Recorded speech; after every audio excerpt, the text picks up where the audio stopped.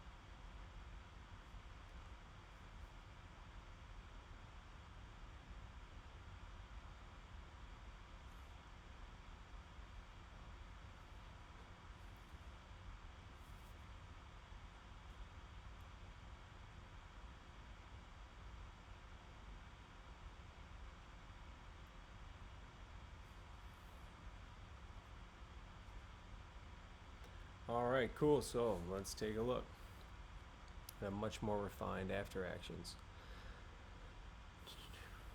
So here again we have this dude who's been starting trouble in the back top right corner there, and the store manager does a good job in backing up and bringing him closer to the exit. Now everybody else in this video here, they should all be taking this way more seriously than they are. This woman brings the store manager a can of mace pepper spray. I don't know what kind it is. I will say this dude is way too close. Like, that is just insane. I would not let anybody close to me like that. I would definitely have pepper sprayed this dude long before. I would have just walked up to him and pepper sprayed him to get him out. You can't talk the talk when it comes to this stuff. You really have to back it up. And the store manager's actually lucky that he didn't get jacked up. This dude could have beat the crap out of him. He looks way bigger than him. He's jacked up. Now, this is a great point to mace pepper spray, I should say, because mace not so much. But for pepper spray and everyone who doesn't believe in it, this dude is a lot bigger than the store manager, and that spray right there neutralized him enough to the point where he's not doing anything. Now, for bystanders, y'all should be pepper spraying this dude yourself now. Everybody should be blasting this guy with juice to get him out of there. This dude is a threat to everybody right now. You don't know if he's going to pull a gun out of his backpack. You don't know if he's going to pull a knife out and start hacking away at you. So good job on the manager getting the baton. Still ain't putting up with no crap.